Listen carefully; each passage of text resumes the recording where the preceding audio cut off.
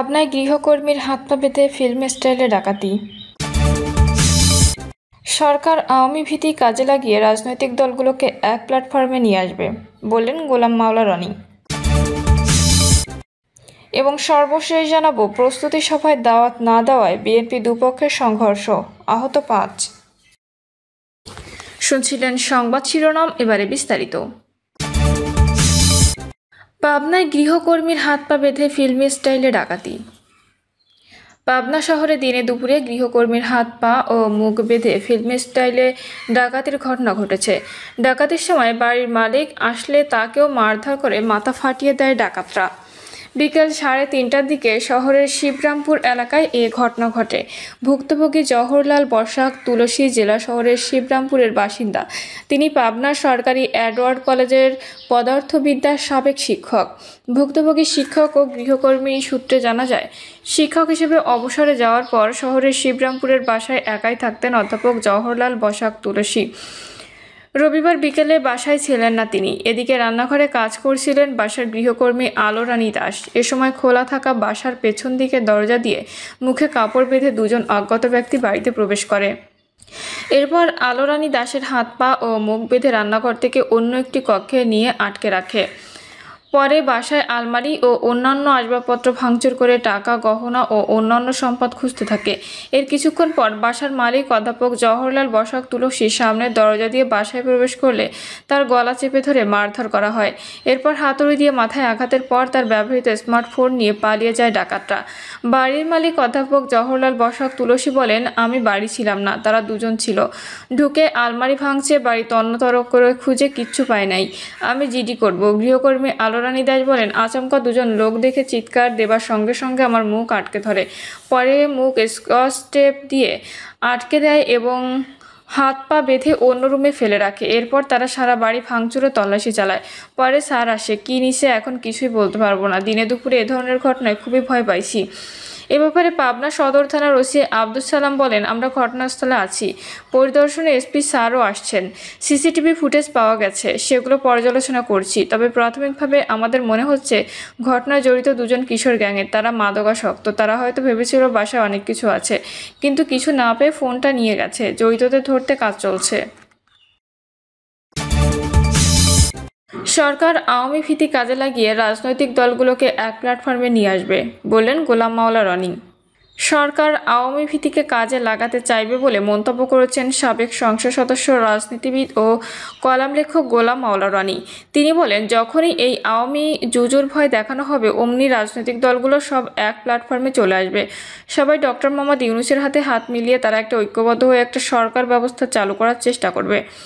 সম্প্রতি সামাজিক যোগাযোগ মাধ্যমে ইউটিউবে আলোচনায় এসব কথা বলেন তিনি বলেন, রাজনৈতিক দলগুলো ঐক্যবদ্ধ হওয়ার কারণ হলো শেখ হাসিনা দ্বারা বা আওয়ামী লীগের দ্বারা এখন যারা বিরোধী রাজনৈতিক পক্ষ রয়েছে তারা সবাই কম বেশি নিহত হয়েছেন।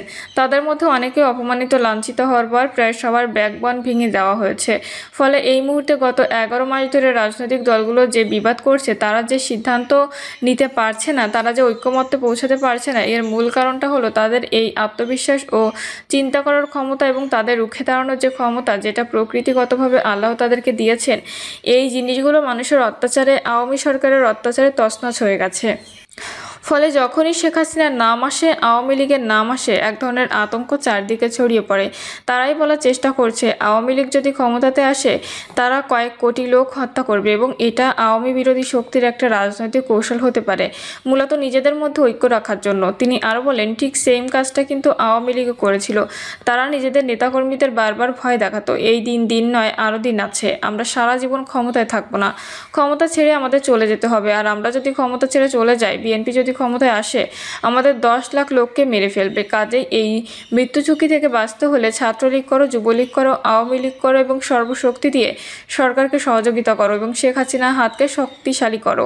এটা ছিল মোটিভ। তো ঠিক সেই মোটিভটা যদি ডক্টর ইউনূস সরকার করে থাকে, তাহলে এখানে তো আমি অন্যায় কিছু দেখছি না। গোলাম মাওলা রনি বলেন, সবাই ভয় দেখাচ্ছে যে আপা আবার আসবেন, আবার হুট করে ঢুকে পড়বেন, আওয়ামী লীগ আবার ক্ষমতায় ফিরে পাবেন। সেক্ষেত্রে আওয়ামী লীগ যদি ক্ষমতা ফিরে পায় তাহলে কি কি সৃষ্টি করতে পারে সে ব্যাপারে অনেকে ভয় দেখাচ্ছেন। অনেকে বলার চেষ্টা করছেন এইবার আর আওয়ামী লীগ আসলে রক্ষা নাই, সব তালিকা তারা করে রেখেছে, তাদের কার কার বিরুদ্ধে মামলা দেওয়া হয়েছে, কার গায়ে কয়টা ডিম মারা হয়েছে, কিভাবে তাদের ব্যবসা প্রতিষ্ঠানগুলো লুটপাট চালানো হয়েছে, কিভাবে ব্যবসা প্রতিষ্ঠান বন্ধ করে দেওয়া হয়েছে, এগুলো কড়ায় গণ্ডায় আদায় করা হবে। শুধু টিট ফর ট্যাট নয়, কেউ যদি একটা দাঁত ভেঙে থাকে তার 32টা দাঁত ফেলে দেওয়া হবে, কেউ যদি একটা চর দিয়ে থাকে তাকে রীতিমতো মাটিতে পুঁতে আদিম যুগের মতো পাথর মারা হবে, যেন আগামী দিনে কেউ এই কাজ করতে সাহস না পায়। 32 নম্বর ভাঙা, বঙ্গবন্ধুর মূর্তি ভাঙা, মূর্তির সেই খোল মানে মাথার খোলে প্রস্রাব করা, এই গর্হিত কাজগুলোর দাঁত ভাঙা জবাব আওয়ামী লীগ নেবে। এইরকম আতঙ্ক ছড়ানো হচ্ছে। তিনি বলেন, এখন সেটা কি বিএনপির লোক ছড়াচ্ছে না জামায়াতের লোক ছড়াচ্ছে, ইউনূস সাহেব ছড়াচ্ছেন নাকি শেখ হাসিনা নিজে ছড়াচ্ছেন এটা আমি জানি না, কিন্তু এই শব্দগুলো সব পক্ষের জন্য একটা ব্যবসা হয়ে গেছে। ব্যবসা মানে কি? শেখ হাসিনা যদি এই ভয়টা ডক্টর মোহাম্মদ ইউনূসকে দেখাতে পারেন, জনগণকে দেখাতে পারেন, তাহলে তার নেতাকর্মীদের উপর অত্যাচার জুলুম বা গোপালগঞ্জে যে ধরনের ঘটনা ঘটেছে এই ঘটনাগুলো ঘটবে না। ফলে যে কোনো মূল্যে তাকে যদি সারভাইভ করতে হয়, অর্থাৎ তার যদি 35% ভোটারকে রক্ষা করতে হয়, তাহলে বোঝার চেষ্টা করুন যে 18 কোটি মানুষের 35% কত কোটি মানুষ হয়। এই মানুষের জিম্মা তো শেখ হাসিনাকে নিতে হচ্ছে। এই মানুষকে রক্ষা করার জন্য মিথ্যা কথা বলা দরকার, অহমিকা করা দরকার, গালাগাল করা দরকার, রাজনীতি করা দরকার, পাকনামো করা দরকার, যা কিছু দরকার আওয়ামী লীগের প্রত্যেকটা লোক করবে, এটাই তো স্বাভাবিক, এবং সেটা দেখে আমরা ভয় পাবো কি পাবো না এটা আমাদের বিষয়। তিনি বলেন, আমাদের দেশে জুলাই মাসের নাম হয়ে গেছে রক্তাক্ত জুলাই। একইভাবে আগস্ট মাস একটা দুর্ঘটনা ও সুখের মাস হিসেবে বাংলাদেশে বলতে গেলে এটা প্রতিষ্ঠিত হয়ে গেছে। এই বাংলায় অন্তত 3 যুগ বা 4 যুগ ধরে জুলাই ও আগস্টকে কেন্দ্র করে অনেক অঘটন ঘটেছে, রক্তক্ষয়ী সংঘর্ষ হয়েছে। এই সময়ে কখনো প্রকৃতি বিরূপ হয়ে যায়, কখনো রাজনীতি বিরূপ হয়ে যায়। বাংলাদেশের বিরুদ্ধে কখনো দেশি বিদেশি চক্র সর্বোচ্চ শক্তি দিয়ে মাঠে নেমে পড়ে। আমাদের দেশের মধ্যেও যারা বিভিন্ন দেশে এজেন্ট হয়ে কাজ করেন তারাও এই সময়টিতে নানা রকম অঘটন ঘটানোর জন্য ওত পেতে বসে থাকে। এটা একটা সার্কেল, প্রকৃতির সার্কেল। সকালে সূর্য ওঠে পূর্ব দিকে আর সেই সন্ধ্যাবেলায় পশ্চিম দিকে অস্ত যায়। এটা যেমন ধ্রুব সত্য, ঠিক তদ্রূপ বাংলাদেশের রাজনীতিতে, অর্থনীতিতে, জনজীবনে জুলাই ও আগস্ট এই সময়টি নানা রকম উৎকণ্ঠার সময়।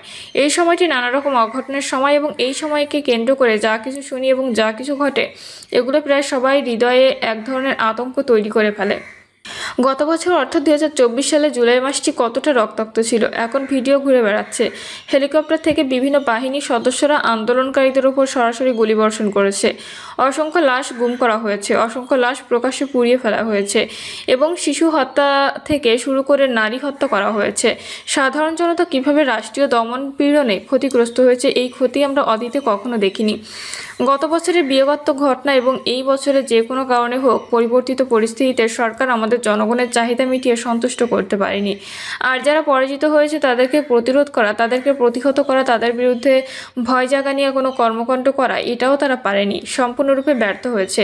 তারা মামলা করেছে, মোকদ্দমা করেছে, জুলুম করেছে, অত্যাচার করেছে, কিন্তু এগুলোতে আসলে কোনো কাজ হয় না। কেউ যদি পরাজিত হয় নৈতিকভাবে তাকে পরাজিত করতে হয়। কেউ হাসিনার সময় যে কর্মকাণ্ডগুলো হয়েছে, যদি জীবনের সব ক্ষেত্রে, সমাজের সব ক্ষেত্রে, রাষ্ট্রের সব ক্ষেত্রে যে নৈতিক মানগুলো রয়েছে সেই মানগুলো শেখ হাসিনার সময় যা ছিল তার চেয়ে আমরা অতিক্রম করতে পারতাম, সফলতা দ্বারা, সার্থকতা দ্বারা, জনগণের প্রশংসা দ্বারা, জনগণের স্বীকৃতি দ্বারা, তাহলে এই প্রশ্নই আসতো না যে স্বৈরাচার, ফ্যাসিবাদ, আওয়ামী লীগ, শেখ হাসিনা আসবে, ওটা ভালো ছিল, এটা মন্দ ছিল। ইট মিনস আমরা তাদেরকে পরাজিত করতে পারিনি, আমরা তাদেরকে তাড়িয়েছি, তাদের সম্পদ হরণ করেছি, তাদেরকে জেলে পুরেছি, মামলা দিয়েছি, মোকদ্দমা দিয়েছি।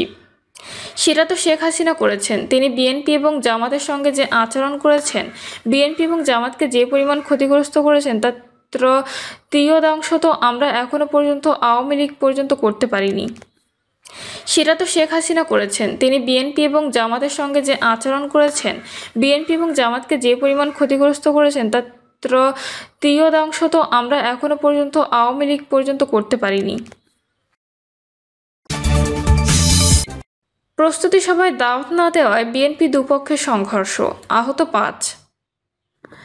আগামী 5ই আগস্ট দলীয় কর্মসূচি উদযাপনের জন্য বরিশালের গৌরনদী উপজেলা বিএনপির প্রস্তুতি সভায় দাওয়াত না পাওয়ায় ঘটনাকে কেন্দ্র করে বিএনপির 2 গ্রুপের মধ্যে হামলা পাল্টা হামলার ঘটনা ঘটেছে।